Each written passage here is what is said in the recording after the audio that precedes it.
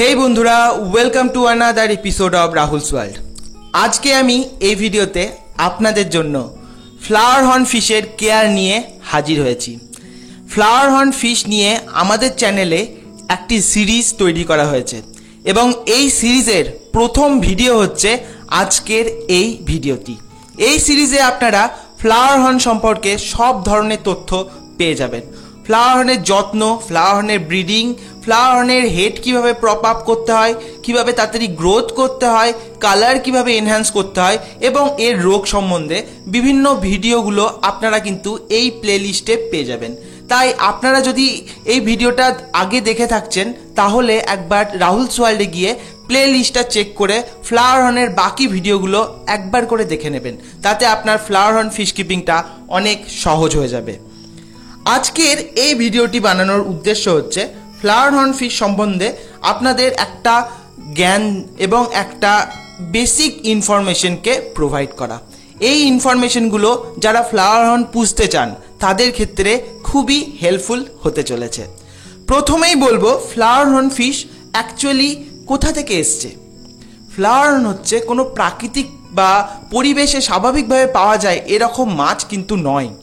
এটা অ্যাকচুয়ালি 1990-এর দিকে থাইল্যান্ডে তৈরি করা হয়েছিল। থাইল্যান্ড, ভিয়েতনাম এই সকল জায়গাগুলোতে এই সকল মাছটি বা এই প্যাসিফিক মাছটিকে বিভিন্ন উপায়ে সিলেক্টিভ ব্রিডিং করে তৈরি করা হয়েছিল।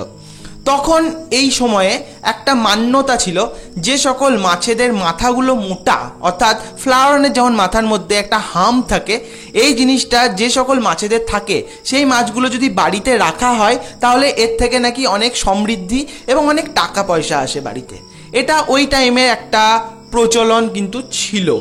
এখনও এই জিনিসটা কিন্তু কিছু কিছু জায়গায় দেখা যায়। কিছু কিছু মাছকে বলা হয় নাকি বাড়িতে রাখলে টাকা পয়সা আসে। ফ্লাওয়ার হর্নও কিন্তু তাদের মধ্যে অন্যতম একটা ধরা হয়ে থাকে। কিন্তু বন্ধুরা, এটা একদমই সত্যি নয়। ফ্লাওয়ার হর্ন আপনাকে টাকা পয়সা হয়তো দিতে পারবে না, কিন্তু আপনাকে মেন্টালি স্যাটিসফ্যাকশন এবং মানসিক শান্তি দিতে পারবে। কারণ এই একমাত্র মাছ যে আপনাকে অ্যাটেনশন দেবে। আপনি ট্যাঙ্কের কাছে গেলে আপনার কাছে আসবে, সাঁতার কেটে আপনি যেদিকে যাবেন সেদিকে সাঁতার কেটে এরা কিন্তু সাথে সাথে যাবে। খাবার দিলে হ্যান্ড ফিট করলে হাতে এসে খাবে। এই জিনিসগুলো এরা কিন্তু করে থাকে। আপনার বাড়িতে আপনাকে কেউ পাত্তা দিচ্ছে না, আপনার বন্ধুরা কেউ পাত্তা দিচ্ছে না, কিন্তু আপনার ফ্লাওয়ার হর্ন আপনাকে অবশ্যই পাত্তা দেবে। এই জন্য এরা খুবই অ্যাট্রাকটিভ ফিশেদের মধ্যে ধরা হয়। মানে ফিশ কিপিংয়ে বা অ্যাকোরিয়াম ইন্ডাস্ট্রিতে যে সকল অ্যাট্রাকটিভ অর্থাৎ হিউম্যানের সাথে অ্যাট্রাকশন করে থাকে এই সকল মাছগুলোর লিস্ট যদি বার করা হয়, ফ্লাওয়ার হর্ন কিন্তু ওদের মধ্যে অন্যতম একটা স্থান দখল করে থাকে। ফ্লাওয়ার হর্ন প্রথম কিভাবে তৈরি হয়েছিল সেটা তো আপনারা জানলেন বা বুঝলেন। প্রথম অ্যাকচুয়ালি কাম্ফা প্রজাতির যে ফ্লাওয়ার হর্নগুলো পাওয়া যায় সেগুলো তৈরি হয়েছিল, যাদের মাথাটা কিন্তু খুব একটা বড় নয়। তারপর তৈরি হয় এসআরডি, জিবি, এই রকম প্রজাতির যে ফ্লাওয়ার হর্নগুলো আলটিমেটলি আস্তে আস্তে তৈরি হয়েছে। এখন হয়তো বাজারে 5 থেকে 6 ধরনের স্পিসিস বা 6 ধরনের টাইপের ফ্লাওয়ার হর্ন অ্যাকচুয়ালি কিন্তু এখন বাজারে অ্যাভেলেবেল। ফ্লাওয়ার হর্নকে যখন তৈরি করা হয় কিছু কিছু স্পেসিফিক সিকলেট প্রজাতির মাছকে, যেমন ভাইজা সিকলেট আছে, ট্রাইম্যাক্স সিকলেট আছে, মিদাস সিকলেট আছে, এই সকল সিকলেটগুলোকে সিলেক্টিভ ব্রিডিং করিয়ে F1, F2, F3 এইগুলোর সাথে আবার র্যান্ডামাইজড ব্রিডিং করিয়ে এই ফ্লাওয়ার হর্নের যে মাথার হেড এটাকে কিন্তু ডেভেলপ করা হয়। এরপর হেডের পর কিন্তু মাথার মধ্যে যে ফ্লাওয়ার অর্থাৎ হর্ন এবং হর্নের মধ্যে যে ফ্লাওয়ার হর্ন, যার জন্য ফ্লাওয়ার হর্ন ফিশের নাম, সেটা কিন্তু তারপরে ডেভেলপড হয়। অর্থাৎ এই ক্ষেত্রে বলা যেতে পারে প্রথমেই কিন্তু এই ফ্লাওয়ার হর্ন যেটার জন্য এই মাছটার নাম সেটা তৈরি হয়নি। আস্তে আস্তে এগুলোকে ডেভেলপ করে এখন বর্তমানে আপনারা যে মাছগুলোকে দেখেন এসআরডি হতে পারে, জিবি হতে পারে বা কাম্ফা হতে পারে, এগুলো কিন্তু এইভাবেই এক এক করে বিভিন্ন পদ্ধতির মাধ্যমে সিলেক্টিভ ব্রিডিংয়ের মাধ্যমে তৈরি করা হয়েছিল। এবার আমরা এই মাছটির কেয়ার নিয়ে বিস্তারিত আলোচনা করব। আপনি যদি একজন হবিস্ট হন এবং আপনার এক্সপিরিয়েন্স ফিশ কিপিংয়ে 1 থেকে 2 বছর, তাহলে আমি রেকমেন্ড করব আপনি একটা ফ্লাওয়ার হর্ন রাখতে পারেন। ফ্লাওয়ার হর্ন একটু হাই টেম্পারমেন্টের মাছ, অর্থাৎ এরা একটু অ্যাগ্রেসিভ। ট্যাঙ্কের মধ্যে অন্যান্য নন অ্যাগ্রেসিভ মাছ যদি থাকে তাহলে কিন্তু ফ্লাওয়ার হর্ন সেই মাছটিকে মেরে ফেলবে। এরা একটু অ্যাগ্রেসিভ মাছ এবং এই অ্যাগ্রেশন যত বেশি হয় এদের মধ্যে, এদের কালার তত ব্রাইট আসে এবং এদের হাম্প অর্থাৎ মাথার মধ্যে যেটাকে বলা হয় কে কক, সেটাও কিন্তু ইনক্রিজ করে খুব বেশি। যদিও খাবার এবং এদের জেনেটিক ফ্যাক্টর এগুলো অবশ্যই ইনভলভ আছে এর মধ্যে, সেগুলো নিয়ে আমরা এর পরে কথা বলবো। ফ্লাওয়ার হর্নকে এবার আপনারা কিভাবে কিনবেন সেটা নিয়ে একটু কথা বলা যাক। প্রথমেই দোকানে গেলেই দোকানে ফ্লাওয়ার হর্নের অনেক হয়তো মাছ আছে, সেখান থেকে আপনার পছন্দের মাছটি আপনি কিভাবে সেখান থেকে চুজ করবেন, কিভাবে সেখান থেকে পছন্দ করবেন এবং নিয়ে আসবেন। প্রথমেই বলি, ফ্লাওয়ার হর্ন কিন্তু একটু দামি মাছ হয়, সাধারণ মাছেদের মতো 5 টাকা 10 টাকা জোড়া পাওয়া যায় না।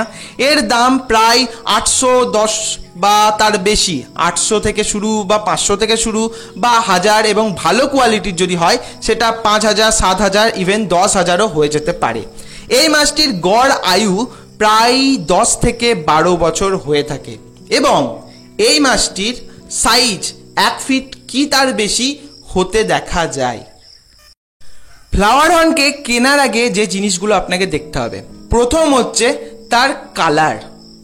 কালার সবসময় ব্রাইট হবে এবং তার সাথে সাথে পালস অর্থাৎ কালার কেমন চকচক করছে কিনা, এই জিনিসগুলো কিন্তু আপনাকে দেখতে হবে। কালার যদি ব্ল্যাকিশ আসে, বডিতে ব্ল্যাক ব্ল্যাক যদি ছোপ থাকে, সেই মাছ কিন্তু আপনারা নেবেন না। পরবর্তী জিনিস যেটা দেখতে হবে সেটা হচ্ছে মুভমেন্ট।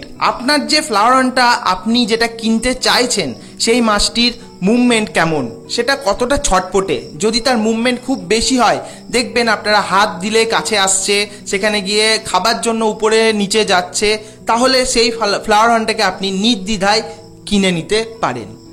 সেকেন্ড এবং থার্ড জিনিস যেটা হচ্ছে সেটা হচ্ছে যে ফ্লাওয়ার হর্নের অ্যাকচুয়ালি কক হাম্প অ্যাকচুয়ালি কীরকম। এই জিনিসটা অ্যাকচুয়ালি ডিপেন্ড করে সবসময় তার প্যারেন্টস বা তার ব্লাড লাইনের উপর, সে কী রকম ব্লাড লাইন থেকে বিলং করে। যদি আপনার মাছ খুব ভালো কোয়ালিটির ব্লাড লাইন থেকে, যেমন পিপি ব্লাড লাইন এরকম জায়গা থেকে বিলং করে, তাহলে কিন্তু সেই মাছের কক বা হাম্প ভালো আসবেই। আবার কিছু কম বা কিছুটা হয় যার জেনেটিক অতটা বেটার নয়, জেনেটিক ভ্যারিয়েশন অতটা ভালো নয়, যার প্যারেন্টস অতটা বেটার ছিল না, তাদের হাম্প আরও কম এবং কালার আরও কম আসবে। তো এই জিনিসগুলো আপনাকে দেখতে হবে। আরও একটা জিনিস হচ্ছে ডানার মধ্যে কোথাও কাট অর্থাৎ কেটে যায়নি তো, এই জিনিসগুলো আপনাকে দেখতে হবে। পাকনা পচে যায়নি তো, বা পাকনা পচন ধরেছে, এরকম জিনিস আপনাকে দেখতে হবে। কালার এবং পাকনা সবসময় খুলে আছে না পাকনাগুলোকে বেন্ড করে সাঁতার কাটছে। যদি পাকনা বেন্ড করে সাঁতার কাটে তাহলে কিন্তু সেই মাছটা নেওয়া চলবে না। পাকনাটা পুরো খুলে ওপেনলি এবং অ্যাক্টিভলি ঘুরে বেড়াচ্ছে, এরকম জিনিস এরকম মাছ আপনাকে কিন্তু নিয়ে আসতে হবে। এখানে একটা জিনিস বলে রাখি, মেল ফ্লাওয়ার হর্নেরই কিন্তু হাম্প অর্থাৎ কে কক ইনক্রিজ হয়, ফিমেলদের হয় কিন্তু সেই তুলনায় বা মেলদের তুলনায় অতটা বড় কিন্তু হয় না। হাম্প নিয়ে আমরা পরবর্তী ভিডিওতে কথা বলবো, কিভাবে এটাকে ইনক্রিজ করা যায় এবং তার গ্রুমিং কি সেটা নিয়ে আমরা পরবর্তী ভিডিওতে কথা বলবো। এবার বলবো ফ্লাওয়ার হর্নের ট্যাঙ্ক সেটআপ। আমি অলওয়েজ ফ্লাওয়ার হর্নের ট্যাঙ্কের জন্য বেয়ার বটম ট্যাঙ্কে প্রেফার করি। ট্যাঙ্কের মধ্যে কোনো গ্র্যাবেলস দেবেন না, কোনো সাবস্ট্রেট থাকবে না। গ্র্যাবেলস দিলে কি হয়, ফ্লাওয়ার হর্ন অনেক সময় গ্র্যাবেলসের ছোট নুড়িগুলোকে খেয়ে ফেলে এবং যার জন্য ফ্লাওয়ার হর্নের একটা সিরিয়াস ইস্যু হতে পারে। এই মাছটি খুব পেটুক মাছ, যত খাবার দেবেন তত খাবে, কিন্তু তারপর এদের পেটের একটা মারাত্মক প্রবলেম শুরু হবে। সেই জন্য ট্যাঙ্কে গ্র্যাভেলস দেবেন না। কোনো শার্প অবজেক্ট যেটা থেকে মাছ আহত হতে পারে দেবেন না। প্লাস্টিকের গাছ কখনোই দেবেন না। ড্রিপ টুট আপনারা দিতে পারেন, অসুবিধা নেই, কিন্তু আমার রেকমেন্ডেশন এটাই, আপনি ট্যাঙ্কের পুরো ব্ল্যাঙ্ক রাখুন, একটা ভালো কোয়ালিটির ফিল্টার রাখুন, যেটা আমরা পরবর্তীতে আমরা ডিসকাস করব, আর কিচ্ছু দেওয়ার দরকার নেই। এবং হ্যাঁ, একটা জিনিস আপনাকে অলওয়েজ মেনটেন করতে হবে, সেটা হচ্ছে ফ্লাওয়ার হর্নের ট্যাঙ্কে আপনাকে যেটা করতে হবে সেটা হচ্ছে দুই সাইডে এবং তলায় এবং পিছনে আপনাকে ব্ল্যাক যে পেপারগুলো হয় সেগুলো দিয়ে আপনি কভার করে দেবেন। এতে কি হবে, এতে আপনার মাছের স্ট্রেস কিন্তু অনেক কমে যাবে। ফ্লাওয়ার হর্ন স্ট্রেসে পড়ে গেলে তার কালার চলে যায়, মাছ রোগে আক্রান্ত হয়ে যায় এবং আলটিমেট এই জিনিসটা বেশি দিন চললে মাছ মরে যেতেও পারে। ফ্লাওয়ার হর্ন কিন্তু একটা অ্যাগ্রেসিভ এবং হার্ডি মাছ, কিন্তু এটি অতটা স্ট্রং নয়, এটা কিন্তু আপনারা জেনে রাখবেন। এবার বলবো অন্যতম একটা ইম্পর্টেন্ট ফ্যাক্টর, সেটা হচ্ছে ফিল্ট্রেশন। ফ্লাওয়ার হর্নের ট্যাঙ্কে ফিল্টার খুব ভালো কোয়ালিটির দিতে হবে। কেন দিতে হবে? ফ্লাওয়ার হর্ন খুবই ক্ষুধার্ত প্রকৃতির মাছ এবং খুব পেটুক প্রকৃতির মাছ। আপনি এদেরকে যত খাবার দেবেন এরা ঠিক ততটাই খাবার খেয়ে নেবে, না বলবে না। তো এরা কিন্তু খাবার খেতে ওস্তাদ। এই খাবার এরা বেশি বেশি খেয়ে ফেলে বলে এদের কিন্তু খুব বেশি এবং খুব সিরিয়াস টাইপের পেটের প্রবলেম দেখা দিতে পারে। এদের পেট যদি পরিষ্কার থাকে মাছের কিন্তু কোনো প্রবলেম নেই, কিন্তু পেটের যদি প্রবলেম একবার শুরু হয়ে যায় তাহলে কিন্তু ফ্লাওয়ার হর্নের ক্ষেত্রে খুব মারাত্মক প্রবলেম মাঝে মধ্যেই আসতে দেখা যায়। এই জন্য খাবার লিমিটেড দিতে হবে, যেটা আমি পরে বলবো। খাবার যেহেতু এরা বেশি খায় সেই জন্য এরা পায়খানা অনেক অনেক অনেক বেশি করে। ফিল্ট্রেশন এই জন্যই সবথেকে বেস্ট কোয়ালিটির ফিল্টার আপনাকে প্রোভাইড করা প্রয়োজন হয়ে পড়ে। কি ফিল্টার দেবেন সেটা একটু বলা যাক। এখানে আমি সবসময় রেকমেন্ড করি সেটা হচ্ছে ক্যানিস্টার ফিল্টার। বেস্ট হচ্ছে ফ্লাওয়ার হর্নের জন্য ক্যানিস্টার, কিন্তু ক্যানিস্টারের দাম একটু বেশি হয়, সেই জন্য ফ্লাওয়ার হর্নের ক্ষেত্রে অনেকে ক্যানিস্টার প্রোভাইড করতে পারে না। সেখানে কি করা উচিত? ক্যানিস্টার আপনি যদি প্রোভাইড করতে না পারেন সেক্ষেত্রে আপনি কিন্তু টপ ফিল্টার ব্যবহার করতে পারেন। টপ ফিল্টার ফ্লাওয়ার হর্নের জন্য খুবই ভালো একটা ফিল্টার। সেক্ষেত্রে আপনাকে জাস্ট টপ ফিল্টারের যে ফ্লো দিকটা আসে, যে দিকটার দিকে একটা জলের ফ্লো ক্রিয়েট হয়, সেই দিকটা বন্ধ করে দিতে হবে, বা সেই দিকটা সামনে এমন কিছু রাখতে হবে যাতে ট্যাঙ্কের মধ্যে বিশেষ জলের ফ্লো বা প্রবাহ না হয়। টপ ফিল্টারের যে মিডিয়াটা আপনি ইউজ করবেন সেখানে আপনি স্পঞ্জ দেবেন, সাথে কিছু সিরামিক রিং দিয়ে দিতে পারেন এবং তার সাথে সাথে কিছুটা সিরামিক রিং ট্যাঙ্কের মধ্যে অ্যাড করে দেবেন, যাতে কি হবে, উপকারী যে ব্যাকটেরিয়াগুলো হয় সেগুলো জন্মাবে, যা ফ্লাওয়ার হর্নের ট্যাঙ্কের একটা স্বাভাবিক এনভায়রনমেন্ট ক্রিয়েট করতে এবং জলের কোয়ালিটি এবং জলের অন্যান্য প্যারামিটারগুলোকে মেনটেন করতে সাহায্য করবে। আমাকে অনেকেই জিজ্ঞেস করেন ফ্লাওয়ার হর্ন ট্যাঙ্কে কতক্ষণ আমরা ফিল্টার চালাবো। ফ্লাওয়ার হর্নের ফিল্টার চালানোর টাইম হচ্ছে 24 ঘন্টা 7 দিন, অর্থাৎ ট্যাঙ্কে অল টাইম ফিল্টার চলবে। এক্ষেত্রে টপ ফিল্টার কি অল টাইম চলবে, না অন্য কিছু ব্যবস্থা করতে হবে? না, এক্ষেত্রে টপ ফিল্টার অল টাইম চালানোর কোনো প্রয়োজন নেই। 6 থেকে 8 ঘন্টা টপ ফিল্টার চালালেই হবে। এক্ষেত্রে আপনি একটা স্পঞ্জ ফিল্টার অবশ্যই ফ্লাওয়ার হর্ন ট্যাঙ্কে দিয়ে রাখবেন, যেটা অ্যাজ এ বায়োলজিক্যাল মিডিয়া হিসেবে কাজ করবে, সাথে সাথে ট্যাঙ্কের মধ্যে অক্সিজেনের পরিমাণও কিন্তু মেনটেন করবে, যেটা কিন্তু 24 ঘন্টা চলবে এই স্পঞ্জ ফিল্টারটা।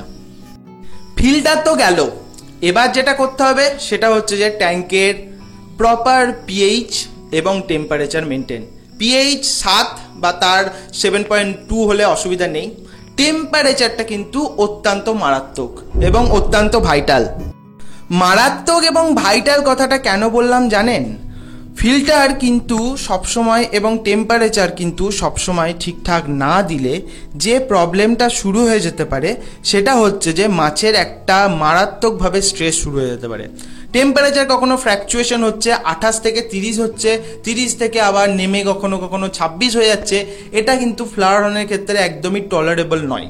ফ্লাওয়ার হর্নকে একটা স্টেগন্যান্ট এবং একটা স্টেবল টেম্পারেচারে রেখে দিতে হয়, এতে এরা কিন্তু ভালো থাকে।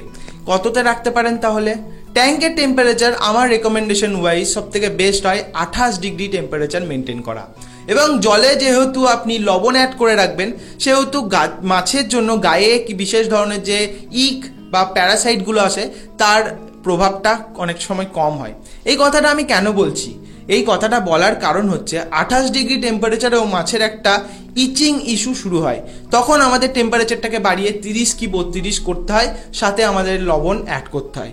সেই জন্য বলছি, আপনি অলরেডি আগে থেকে ট্যাঙ্কে লবণ দিয়ে রেখেছেন, সেক্ষেত্রে কিন্তু এই ইস্যুটা অতটা আসবে না। ফ্লাওয়ার হর্নের ট্যাঙ্ক মেট নিয়ে এবার একটু কথা বলা যাক। অনেক দক্ষ অ্যাকোয়ারিস্ট আছেন যারা ফ্লাওয়ার হর্নের ট্যাঙ্কে অন্য কোনো মাছকে রাখেন এবং অ্যাজ এ ট্যাঙ্ক মেট হিসাবে তারা ভালোই থাকে। আমি কিন্তু আপনাদের সবসময় রেকমেন্ড করব ফ্লাওয়ার হর্নকে অলওয়েজ একা রাখবেন। এই মাছটা এতটাই সুন্দর হয়, একা রাখলে আপনার ট্যাঙ্কের সৌন্দর্য অনেক বেশি বাড়িয়ে দেবে। তো তার সাথে অন্য কোনো মাছ রাখার প্রয়োজন নেই। তো আপনি আমার কথা যদি শোনেন তাহলে আমি আপনাকে বলবো ফ্লাওয়ার হর্নের সাথে অন্য কোনো মাছ আপনি রাখবেন না। হ্যাঁ, এক্ষেত্রে আপনি প্লেকো মিডিয়াম সাইজের বা বড় সাইজের হলে রাখতে পারেন, সেটা ইস্যু হয় না, কিন্তু তাছাড়া অন্য কোনো মাছ রাখবেন না ফ্লাওয়ার হর্নের সাথে। গ্রুমিংয়ের টাইমে অনেকে বা গ্রুমিংয়ের সময় অনেকে মাছ রাখে, যেটার জন্য ফ্লাওয়ার হর্নের যে হেড বা হাম বা কক বলা হয় সেটা আস্তে আস্তে ইনক্রিজ করে। গ্রুমিংয়ের টাইমে এটা ফ্লাওয়ার হর্নের অ্যাগ্রেশন বাড়ানোর জন্য অনেকে মাছ রাখেন, কিন্তু সেগুলোও কিন্তু আপনাকে জেনে বুঝে বা দেখে শুনে রাখতে হবে। আদারওয়াইজ ওই মাছটা, যে মাছটাকে আপনি ট্যাঙ্কে রাখছেন, সেই মাছটা আপনার ফ্লাওয়ার হর্নের ক্ষতি করে দিতে পারে। সেই জন্য ট্যাঙ্কে গ্রুমিংয়ের টাইমে আপনি যদি দক্ষ হন তাহলে মাছ রেখে গ্রুমিং করতে পারেন, আদারওয়াইজ আপনি নর্মালি রাখুন এবং প্রপার ফুড দিন, তাহলেই হবে। এবার আমরা ফুড নিয়ে কথা বলবো। ফ্লাওয়ার হর্নকে আপনাকে কিন্তু অলওয়েজ ভালো কোয়ালিটির খাবার প্রোভাইড করতেই হবে, কারণ যদি আপনি এদেরকে নর্মাল খাবার প্রোভাইড করেন, হয় দেখা যায় সেই খাবারগুলো এরা খায় না, বা সেগুলো যদিও বা খায় সেখান থেকে মাছের কালার বা মাছের কোনো রকমভাবে হাম্পের গ্রোথ আসে না। সেক্ষেত্রে কিছু প্যারামিটার আছে এবং কিছু পিগমেন্ট আছে যেগুলো এদের খাবারে কিন্তু থাকাটা অত্যন্ত জরুরি। তার মধ্যে অন্যতম হচ্ছে অ্যাস্থাক্সান্থিন, ক্যারোটিনয়েডস। এই জিনিসগুলো মাছের কালার এনহ্যান্স করতে কিন্তু খুবই হেল্প করে। এছাড়া আপনি মাছের খাবারের মধ্যে স্পাইরুলিনা জিনিসটা আছে নাকি দেখে নেবেন। স্পাইরুলিনা হচ্ছে এক ধরনের নীলাভ সবুজ শৈবাল বা এক ধরনের শৈবাল বলা যেতে পারে, সমুদ্রের মধ্যে জন্মায়। এগুলো প্রোটিন রিচ এক ধরনের খাবার, মাছের জন্য শুধু নয় মানুষের ক্ষেত্রেও এটা ব্যবহার করা যায়। তো এটাও কিন্তু মাছের কালার এনহ্যান্স করতে খুবই হেল্প করে। কিছু বাজারে পাওয়া যায় ভালো কোয়ালিটির খাবারের আমি নাম বলে দিচ্ছি, যেগুলো কিন্তু আপনারা ফ্লাওয়ার হর্নকে খাওয়াতে পারেন। এদের মধ্যে খুব ফেমাস খাবার ওকিকো প্ল্যাটিনাম, এছাড়াও আছে ocean free, Hampi head, grand Sumo. এই সকল খাবারগুলো আপনারা কিন্তু আপনার ফ্লাওয়ার হর্নকে খাওয়াতে পারেন। একটা জিনিস আপনাকে এখানে বলে রাখি, অনেক খাবার আছে যেখানে স্টেরয়েড কন্টেন্ট করে। এই স্টেরয়েড কন্টেনিং খাবার মাছকে না খাওয়ানোই ভালো। কেন বলছি? কারণ হচ্ছে স্টেরয়েড কন্টেনিং খাবার খাওয়ালে আপনার মাছের হেড তো বড় হয়ে যাবে, দেখতেও ভালো লাগবে, ইভেন মাথার তুলনায়, স্বাভাবিকের তুলনায় মাথা থেকে হেড বেশি বড় হয়ে যাবে। সেই জন্য অনেক সময় মাছ সেটাকে টলারেট করতে পারে না, কারণ মাছেরও একটা ক্যাপাসিটি আছে। সেই জন্য আমি বলবো যে সকল খাবারের মধ্যে খুব বেশি বেশি পরিমাণে স্টেরয়েড কন্টেন্ট করছে এগুলো একটু অ্যাভয়েড করুন। ন্যাচারাল ফুড আপনারা খাওয়াতে পারেন। ন্যাচারাল ফুড কিভাবে বানাতে হয়, বাড়িতে হোমমেড কিভাবে খাবার বানাতে হয়, সেটা আমি আপনাদেরকে ভিডিও দিয়ে দিয়েছি, সেটা আপনারা দেখে সেইভাবে আপনারা কিন্তু খাবার খাওয়াতে পারেন। লিংক আপনারা ডেসক্রিপশনে অবশ্যই পেয়ে যাবেন। খাবারের মধ্যে এগুলো তো গেল ড্রাই ফুড। লাইভ ফুড নিয়ে একটু কথা বলি। আমি ফ্লাওয়ার হর্নকে লাইভ ফুড খাওয়ানোর রেকমেন্ডেশন করি, কিন্তু সেগুলোকে একটা প্রপার ওয়েতে মেনটেন করার সাজেশন অবশ্যই দিই।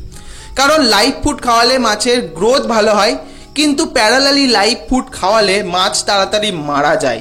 কেন? ইন্টারনাল বা এক্সটার্নাল প্যারাসাইটের জন্য। আপনি যদি ভালো কোয়ালিটির আর্থওয়ার্ম, ব্লাড ওয়ার্ম এই জিনিসগুলোকে খাওয়াতে পারেন, অসুবিধা নেই, কিন্তু সেগুলোকে ডিওয়ার্মিং করে নেওয়াটা খুবই ভালো। আমার মতে এই সকল লাইভ ফুডগুলো সেগুলোকে ফ্রোজেন ফুড হিসাবে মেনটেন করে সেগুলোকে আমরা খাওয়াতে পারি। Frozen food, live food obviously আলাদা। লাইভ ফুড সেটা জীবন্ত, ফ্রোজেন হয়ে গেলে বা জমে গেলে সেটা লাইভ থাকে না। তো সেই জিনিসটা কিন্তু প্রোটিন কন্টেন্ট বা যে নিউট্রিশনটা দরকার সেটা কিন্তু কম বেশি সিমিলার থাকে। তো আমি বলবো আপনি যে খাবারগুলোকে লাইভ ফুড হিসাবে খাওয়ানোর চিন্তা ভাবনা করছেন সেটাকে আপনি ফ্রোজেন খাবার খাওয়াতে পারেন। এক্ষেত্রে কিছু ফ্রোজেন খাবারের নাম আমি বলে দিই। আর্থওয়ার্ম আছে, ব্লাড ওয়ার্ম আছে, ক্রিকেট আছে। এই খাবারগুলো বা অনেক সময় অনেক ধরনের বিটল পাওয়া যায়, এই খাবারগুলো আপনি খাওয়াতে পারেন। মিল ওয়ার্ম, তারপর আছে ফিডার ওয়ার্ম, যেগুলো পাওয়া যায় সেগুলো আপনি খাওয়াতে পারেন। এখানে ফিডার ওয়ার্ম বা মিল ওয়ার্ম বা সুপার ওয়ার্ম যে ওয়ার্মগুলো হয় এগুলো কম্পারেটিভলি কিন্তু অনেকটাই সেফ ফ্লাওয়ার হর্নের ক্ষেত্রে। তো এগুলো আপনারা সেক্ষেত্রে খাওয়াতে পারেন। খাবারের পরে কিছু ইন্ডিকেশন, ফ্লাওয়ার হর্নকে কতবার খাবার দেবেন। এটা কিন্তু এই ভিডিওর অন্যতম একটা ইম্পর্টেন্ট টপিক। কারণ হচ্ছে ফ্লাওয়ার হর্ন একবার খাবার খেলে তারপরে আপনি যদি আবার তাকে দেন তারপরেও খাবে, তারপর দেন তারপরেও খাবে। তো ওকে আপনি যতবার দেবেন ততবার খাবে, কিন্তু পেট যদি পরিষ্কার না থাকে ফ্লাওয়ার হর্নের তাহলে সে তারপরে কি পরের দিন দেখবেন একটা সাইডে উল্টে পড়ে আছে। মরবে না, যে প্রবলেমটা দেখা যায় সেটা হচ্ছে সুইম ব্লাডার। এদের পেট ভয়ানকভাবে খারাপ হয়। তো সেই জন্য ফ্লাওয়ার হর্নকে লিমিটেড খাবার প্রোভাইড করবেন। একটা আপনি দিনে ফ্লাওয়ার হর্ন কতটা খাবে সেরকম একটা ডায়েট চার্ট করে নেবেন।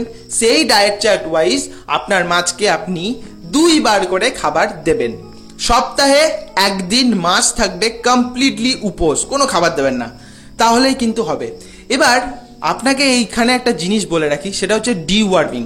ফ্লাওয়ার হর্নকে কিন্তু মাঝে মাঝে ডিওয়ার্মিং করে নেওয়াটা খুবই ভালো এবং করাতে হবে। কারণ হচ্ছে ইন্টারনাল যে প্যারাসাইটগুলো হয়, এক্সটার্নাল প্যারাসাইট যদি হয় সেটা আপনি লবণ বা মেথিলিন ব্লু এগুলো দিয়ে ঠিক করে নিতে পারেন, কিন্তু ডিওয়ার্মিংয়ের ক্ষেত্রে ইন্টারনাল যে প্যারাসাইটগুলো হয় সেগুলোকে কিন্তু রিমুভ করে নেওয়াটা খুবই জরুরি। তার কারণ হচ্ছে পেটের মধ্যে ইন্টারনাল প্যারাসাইট থাকলে আপনি তো দেখতে পাচ্ছেন না, একটা টাইম দেখা যায় ফ্লাওয়ার হর্ন সিরিয়াসলি অসুস্থ হয়ে যায় এবং সেই স্টেজ থেকে ফ্লাওয়ার হর্নকে আর রিকভার করা যায় না।